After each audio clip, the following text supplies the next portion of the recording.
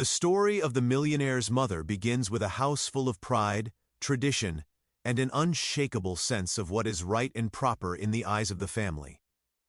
She had lived a long life believing that certain customs, appearances, and values represented the foundation upon which respect and dignity rested.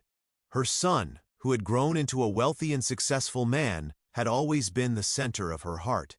She wanted nothing more than to see him happy, yet she also wanted to ensure that his happiness aligned with the traditions she had cherished all her life. When he introduced his girlfriend, she welcomed her with warm smiles, polite gestures, and a surface-level acceptance, but inside her heart, she carried a quiet reservation that only grew with time. The young woman was polite, graceful, and kind in many ways, but there was one thing about her that unsettled the mother so deeply that she could not ignore it.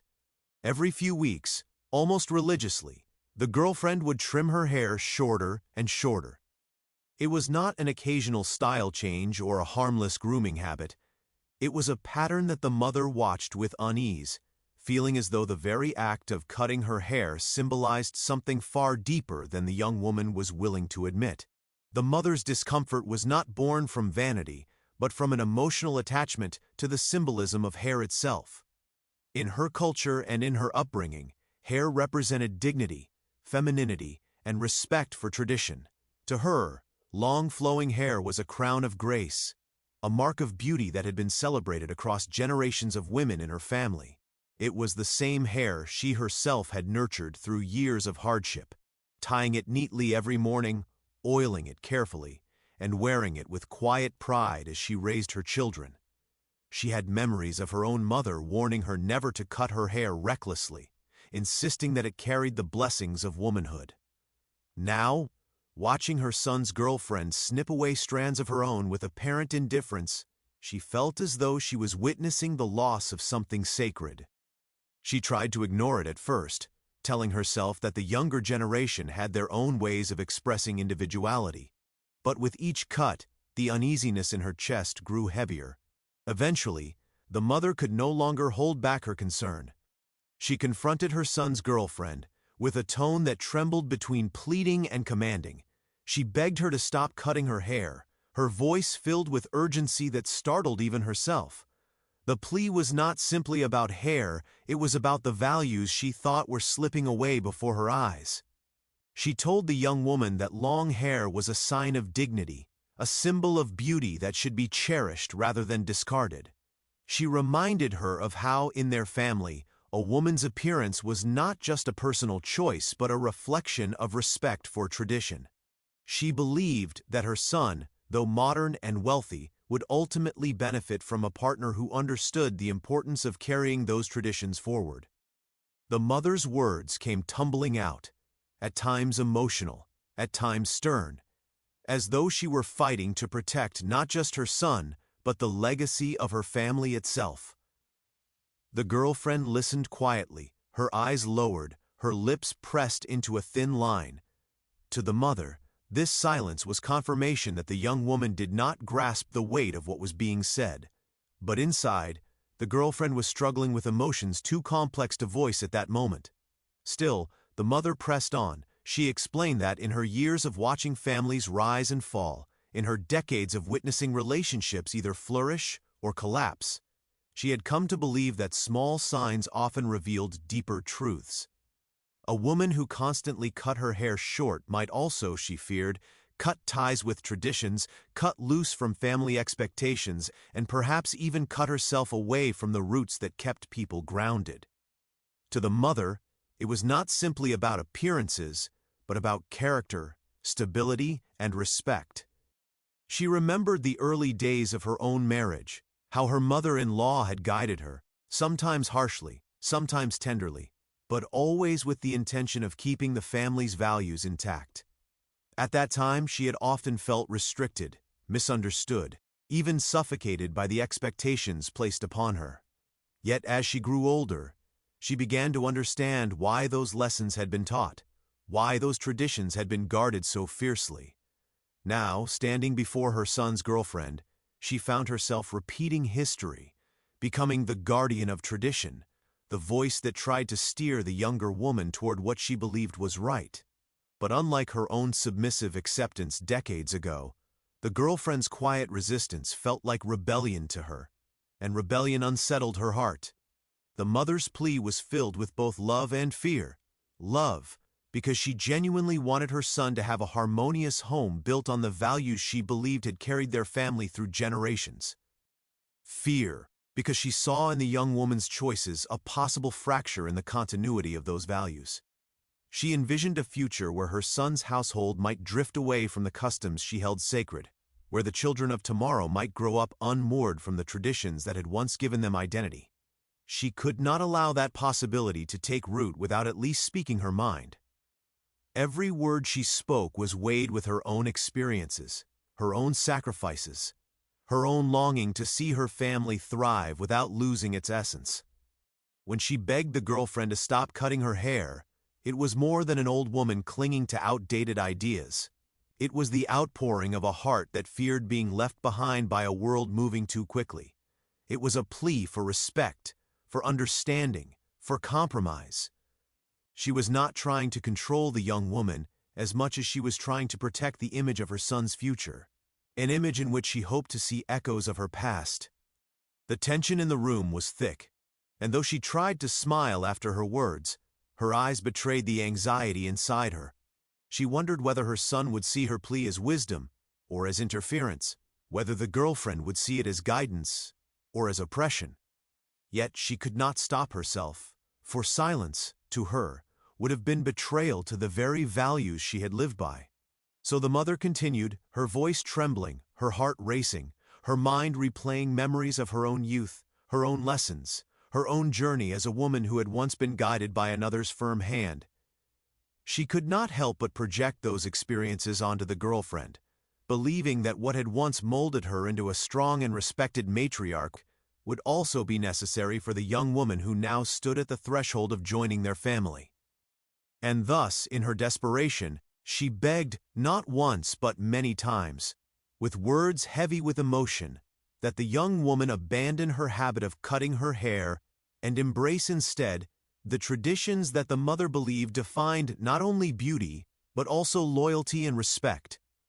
The young woman sat in silence as the millionaire's mother spoke, her words striking against the fragile walls of her heart like stones on glass.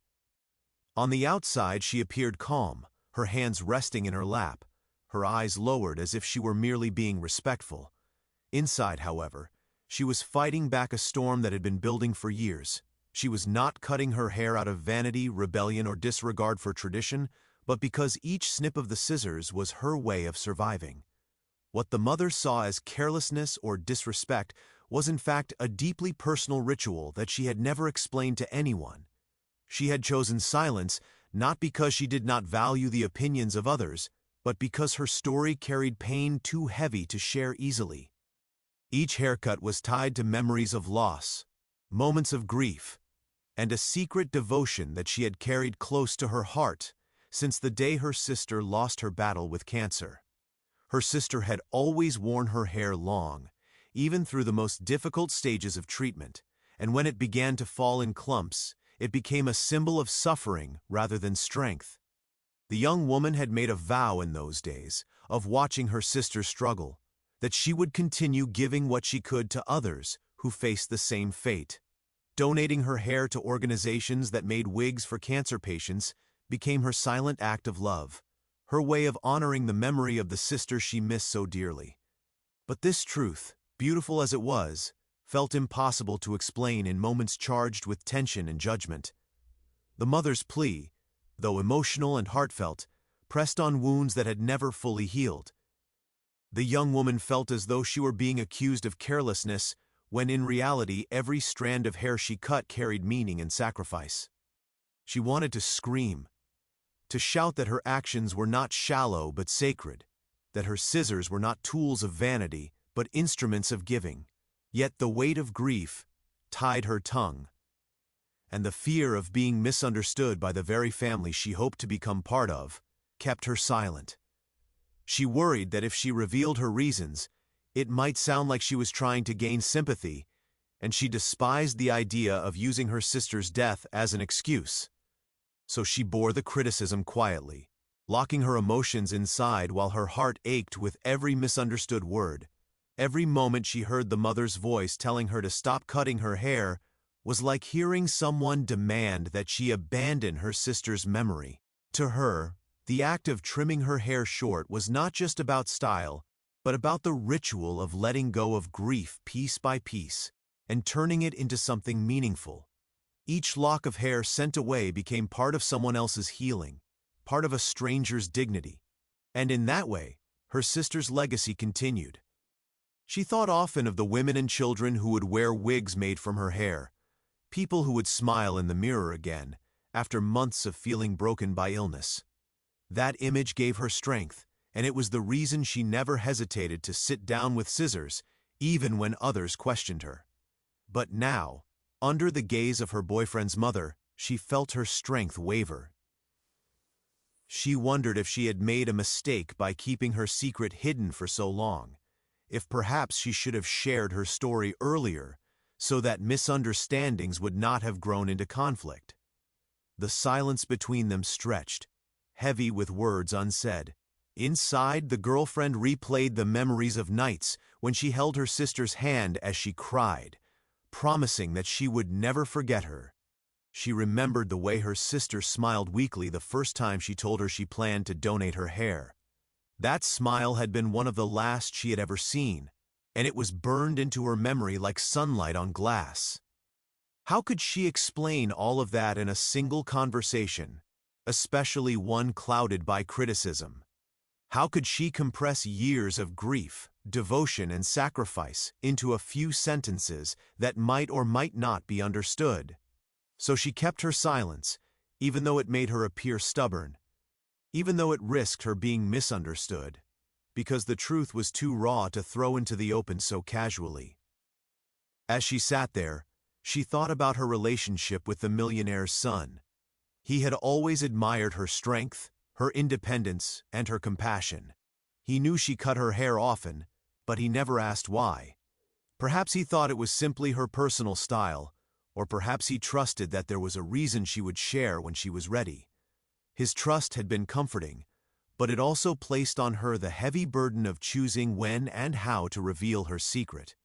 She wanted to be honest with him, yet she also wanted him to see her not as a woman bound by grief, but as someone capable of love and partnership.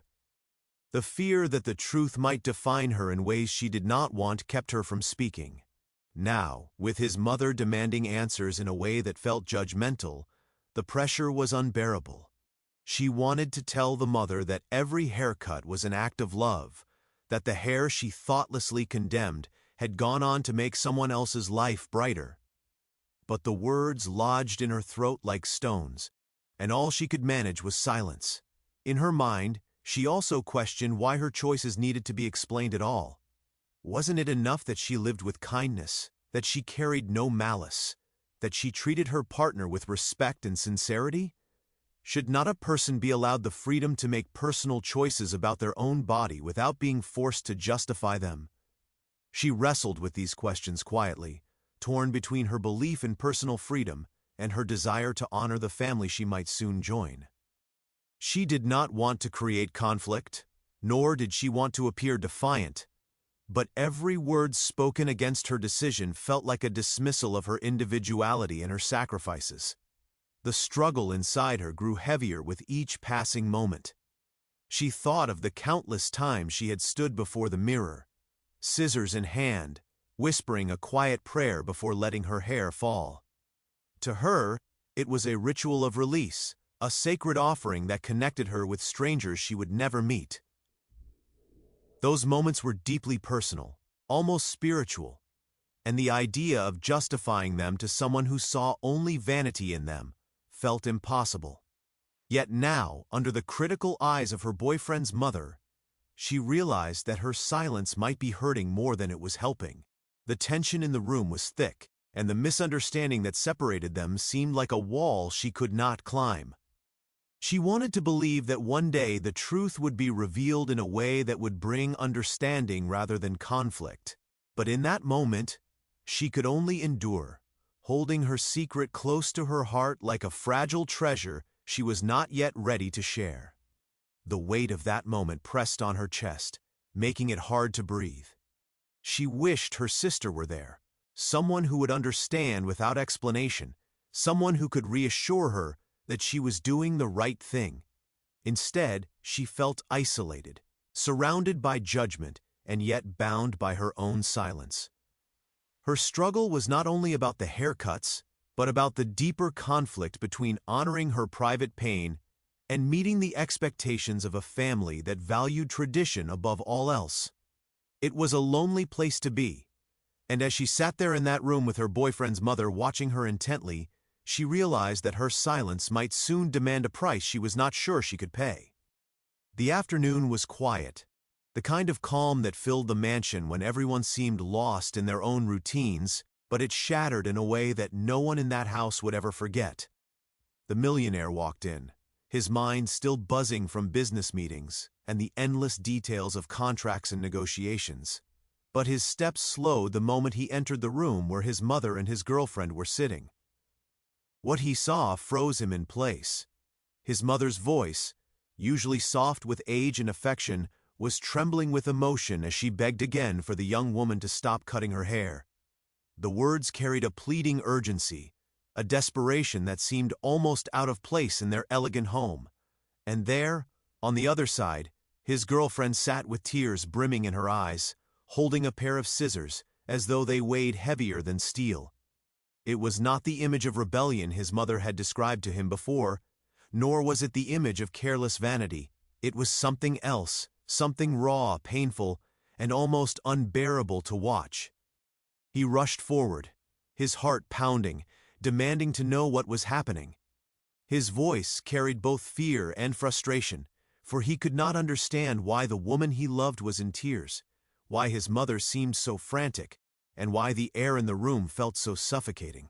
The mother turned to him, her face lined with the weight of her plea, insisting once more that the girlfriend was disrespecting tradition, that she was throwing away her beauty and dignity by constantly cutting her hair short.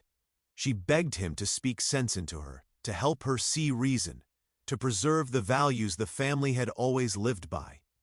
The son looked from his mother to his girlfriend, his eyes searching, desperate for clarity, desperate for truth. It was then that his girlfriend's trembling hands dropped the scissors onto the table, and the sound of metal against wood echoed like a confession waiting to be spoken.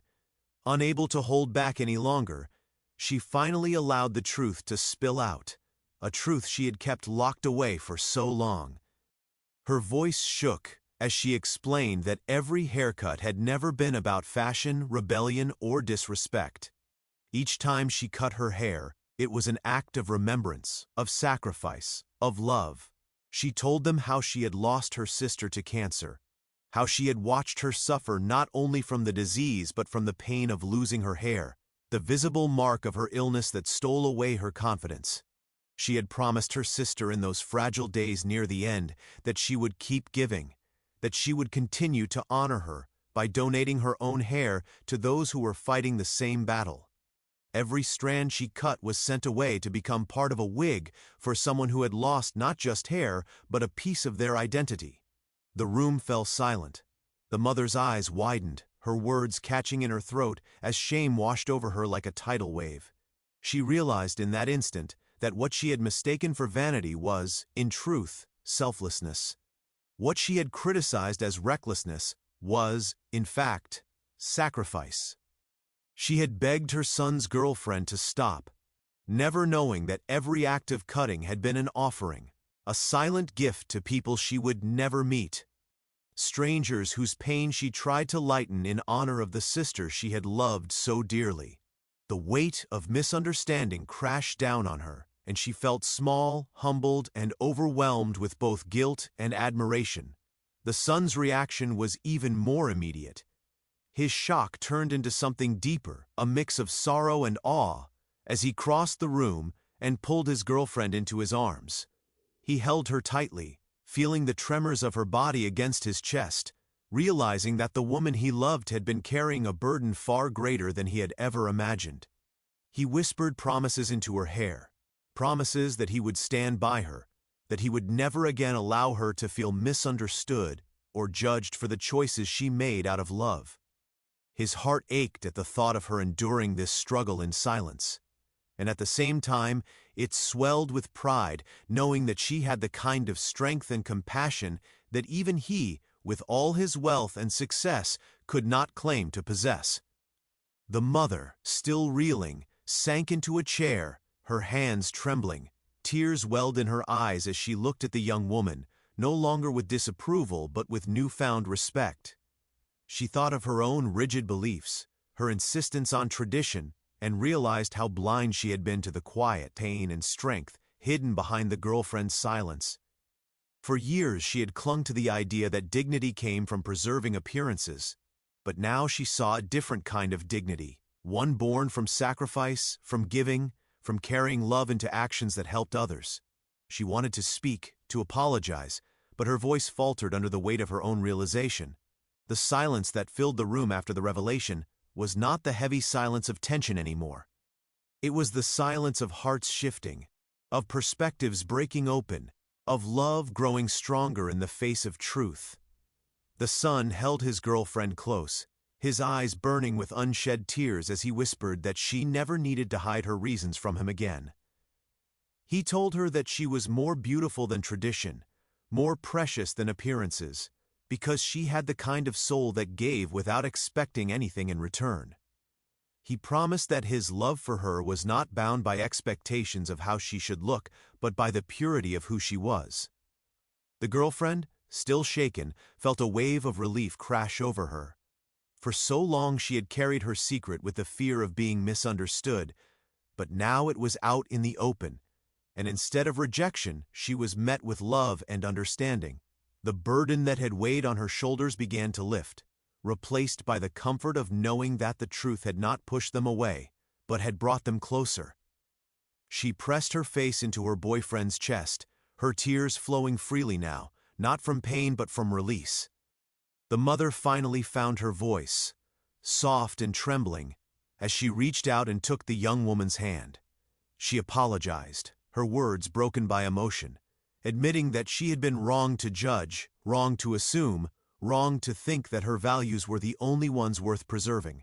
She confessed that she now saw more strength and beauty in the girlfriend's actions than she had ever imagined, and she promised to support her, to learn from her, and to honor the memory of her sister alongside her. Her apology was sincere, born not from duty but from a genuine shift in her heart. In that moment, the family dynamic changed forever. What had once seemed like a clash between tradition and individuality became a bridge of understanding and respect. The millionaire's son saw his girlfriend not just as a partner, but as a woman of immense courage and compassion. The mother saw her not as a threat to tradition, but as an extension of the family's strength, someone who carried forward a different kind of legacy, one rooted not in appearances, but in love. Together, in that quiet afternoon filled with tears and revelations, they realized that family was not about rigid expectations, but about embracing the truth of who people are and honoring the sacrifices that shape them. For the son, the shock of that day never left him. It remained in his heart as a reminder of how easily misunderstandings could wound and how powerful truth could be in healing. For the girlfriend, it became a moment of liberation, the day her hidden grief turned into shared strength. And for the mother, it was the day she learned that love was larger than tradition, that dignity was greater than appearances, and that sometimes the greatest lessons come from those we least expect to teach us. The mansion that had once been filled with tension now carried a different kind of energy. It became a place where conversations were deeper, where silence no longer meant secrets, and where love was understood not just as affection, but as sacrifice. The scissors that once symbolized conflict became, in their minds, a symbol of giving, of resilience, of love strong enough to transcend misunderstanding. The family had been reshaped, not by wealth or tradition, but by the courage of one woman who chose to give selflessly even in the face of judgment. And as the days turned into weeks, and the weeks into months, the story of that afternoon lived on, not as a wound, but as a memory of transformation. It was the day a mother's fear gave way to admiration, the day a son's shock gave way to pride, and the day a young woman's silence gave way to truth. It was the day when love, sacrifice, and understanding redefined what it meant to be a family.